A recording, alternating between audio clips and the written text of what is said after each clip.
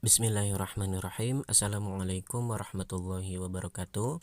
Ya teman-teman semua, kembali lagi kita materi berikutnya, yaitu kesalahan marketing dalam berjualan properti syariah itu apa aja. Jadi banyak ketika teman-teman marketing yang bergabung gitu ingin menjual properti, tapi banyak kesalahan-kesalahan yang mereka lakukan gitu. Nah, kesalahan apa aja yang banyak dilakukan sehingga menyebabkan mereka gagal dalam berjualan properti syariah? Yang pertama adalah menunda pembelajaran dan tidak melakukan praktek percobaan sendiri. Jadi teman-teman ketika mendapatkan materi kadang menunda untuk belajar gitu ya.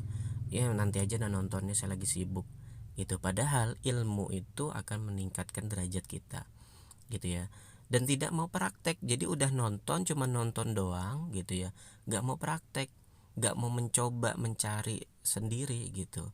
Nah ini kebanyakan orang udah nonton cuman tahu teorinya, gue udah bisa gitu, ketika diajarin lagi gue udah bisa, tapi ketika praktek bingung gitu ya.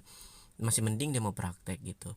Nah ini yang banyak terjadi di marketing. Jadi teman-teman kalau ingin berhasil di dunia properti ya, silakan teman-teman ketika dapat materi langsung dipelajari dan langsung dipraktekkan gitu ya, tugasnya harus dipraktekkan. Yang kedua yaitu merasa produknya mahal dan banyak kurangnya, sehingga ingin ganti produk terus dan ngeluh duluan.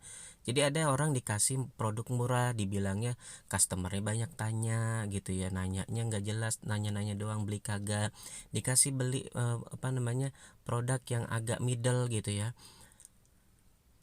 ngeluh gitu ya, ini emang ada yang mau gitu ya, ada yang mau beli rumah segini harga 500 juta.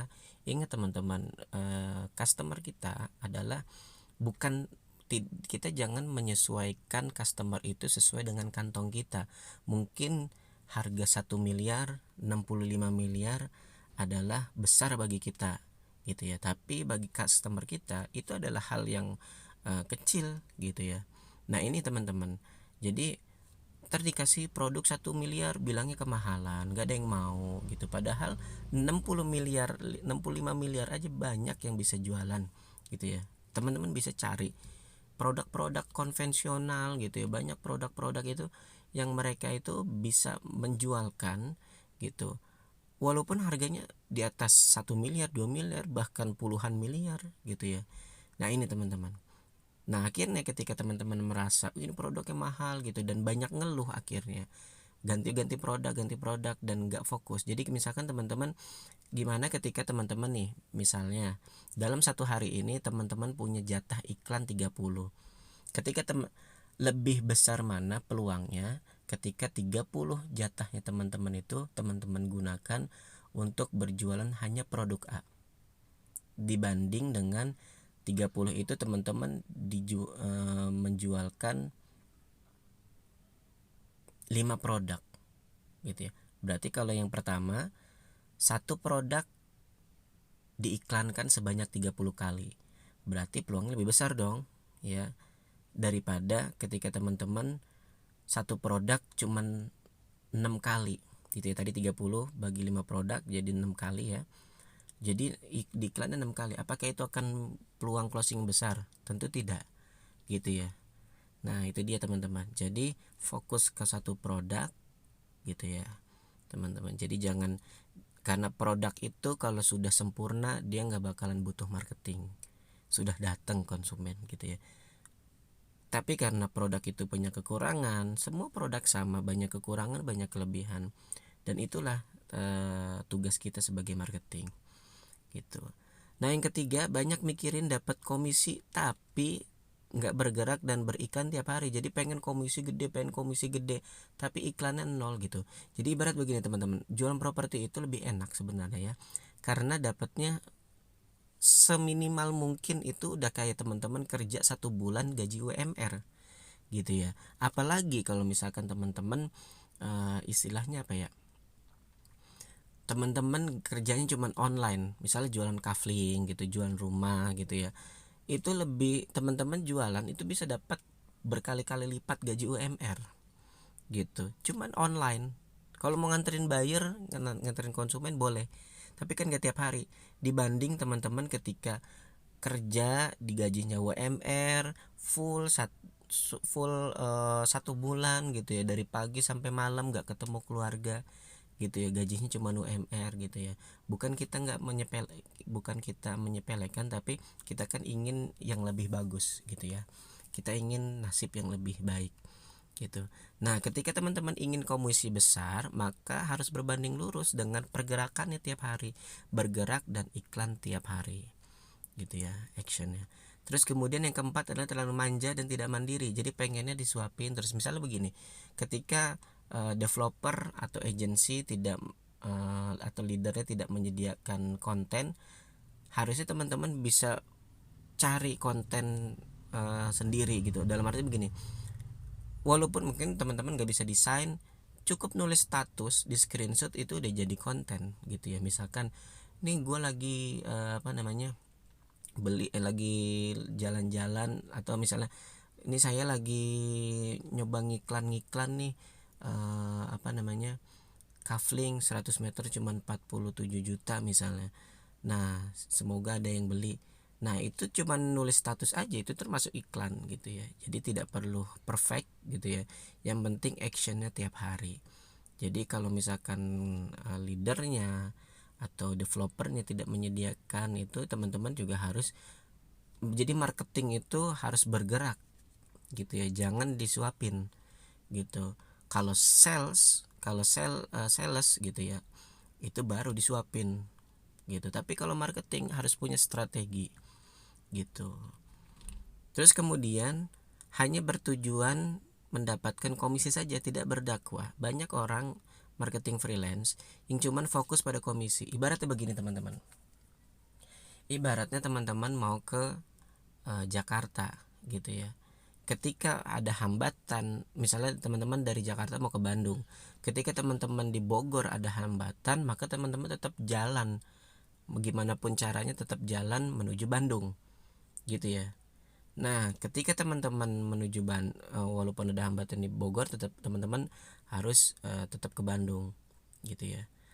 Tapi kalau ibaratnya begitu, ibaratnya Jakarta adalah startnya teman-teman, kemudian Bandung adalah komisi gitu ya. Teman-teman dapat hambatan di Bogor, ya teman-teman cuma akan sulit untuk mendapatkan komisi gitu ya, karena akhirnya adalah Bandung gitu ya. Jadi ujiannya di Bogor gitu ya. Tapi kalau misalkan Bandungnya adalah dakwah, komisinya adalah di Bogor misalnya, maka teman-teman akan mendapatkan hambatannya di Cianjur gitu ya, lewat Bogor kan, melewati Bogor gitu. Nah, ini jadi maksudnya apa? Kalau misalkan teman-teman fokusnya ke komisi, maka halangannya akan menghalangi komisi. Tapi ketika teman-teman fokusnya berdakwah, maka teman-teman akan fokusnya, ketika fokusnya berdakwah, maka teman-teman halangannya sudah dapat komisi duluan, baru dapat halangan untuk menghalangi dakwah. Ibarat ujiannya di dakwah gitu. Dan karena teman-teman niatnya dakwah, maka diujinya di dakwah bukan di komisi. Jadi teman-teman komisi lancar gitu, dan berdakwahnya teman-teman dapat pahala seperti itu. Kemudian praktek kadang-kadang dan pilih-pilih tempat iklan. Namanya orang jualan, kita harus setiap hari, jangan kadang-kadang. Kerja aja kita tiap hari capek-capek gaji UMR gitu ya. Padahal kalau kita jualan online, tiap hari posting gitu ya, dimanapun, di Facebook, di Instagram, di YouTube, di manapun, semuanya marketplace dan sebagainya, maka kita tebar jala ya istilahnya, maka itu akan menambah peluang kita untuk closing. Jadi praktiknya tiap hari, tebar jalannya yang banyak gitu ya. Kemudian kebanyakan marketing tuh pengen cepat laku dan akhirnya nggak sabar edukasi. Jadi begini teman-teman, jualan properti itu tidak seperti jualan yang lain, karena komisinya gede, maka effortnya pun ada usahanya gitu ya, no pain no gain gitu. Nah teman-teman, kalau misalkan pengen cepat, gini teman-teman, sebagai konsumen lagi nyari rumah, terus tiba-tiba ujuk-ujuk langsung survei aja bu, langsung survei aja gitu. Nah kadang leader itu meminta teman-teman untuk mengarahkan buyer survei adalah nggak langsung ujuk-ujuk langsung survei gitu, tapi teman-teman edukasi dulu, misalkan tanya dulu dia kemampuannya DP-nya berapa, kalau misalkan mau cash atau kredit gitu ya. Kalau kredit DP-nya berapa, sanggupnya, cicilannya berapa, mau lokasinya di mana, mau inden apa ready gitu ya. Kalau misalkan nggak sesuai kemampuan dia tapi dia pengen ekspektasi dia terlalu tinggi gitu ya, tapi kemampuan yang nggak mencukupi, misalnya dia pengen yang ready tapi cicilan 1 jutaan gitu misalnya, rumah subsidi, itu diedukasi lagi gitu. Tanya, ibu udah pernah nyari di mana aja bu? Oh udah nyari di sini di sini di sini gitu. Oh terus kenapa bu kok belum dapat? Ya karena belum ada yang sesuai gitu, nggak ada yang ready dan cicilan 1 juta. Nah disitulah teman-teman tembak, ibaratnya begitu ya. Jadi diedukasi dulu gitu, jangan orang baru nanya baru kenalan langsung suruh survei gitu. Nah kalau maksud leader adalah teman-teman ajakin survei gitu ya, arahin survei. Kenapa? Tapi dia edukasi dulu, jadi dia udah tahu kemampuan dia cukup atau enggak, dia ekspektasi terlalu tinggi atau enggak gitu ya. Jadi diedukasi. Dan apalagi kalau yang masih tidak mengutamakan syariah misalnya, nah itu adalah ladang dakwah buat kita, jadi diedukasi dulu. Kemudian yang kedelapan adalah cara jualannya hard selling di salah tempat gitu ya. Kadang kita itu diajarkan hard selling boleh, nggak masalah, tapi ada tempat-tempat tertentu gitu ya. Jangan sampai misalkan grupnya itu grup serius, misalkan kita suka ngajarin di WhatsApp gitu ya, grupnya adalah grup serius, misalnya grup memang itu dilarang spam, tapi kita beriklan gitu. Nah ini yang nggak boleh, salah tempat, akhirnya apa, di-kick gitu kan, seperti itu. Nah pokoknya nanti ada trik-triknya tersendiri gitu ya, jadi tetap harus kita perhatikan etika. Kemudian nah ini gagal beberapa kali, ditolak beberapa kali langsung berhenti. Salahnya di sini banyak orang langsung berhenti gitu, padahal baru cuman beberapa kali aja gitu. Padahal nih misalkan teman-teman dalam waktu sebulan aja ditolak, mungkin di akhir bulan akan closing, dapat komisi yang lebih dari UMR ketimbang misalkan teman-teman bekerja sebagai karyawan gajinya UMR atau mungkin di bawah UMR gitu ya.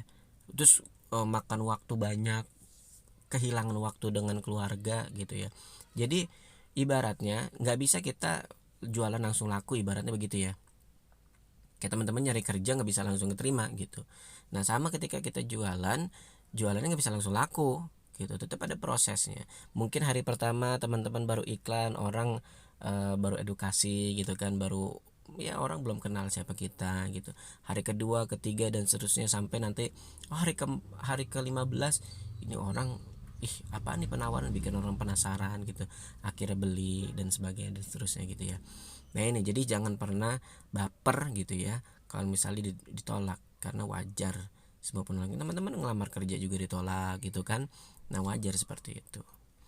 Nah yang ke-10 adalah ini, tidak aktif bertanya. Banyak orang cuma numpang parkir, cuma masuk grup, cuma mantengin grup doang, nyimak bahasanya ya, nggak bertanya dan nggak konsultasi dan nggak aktif gitu ya, dan jarang kopdar.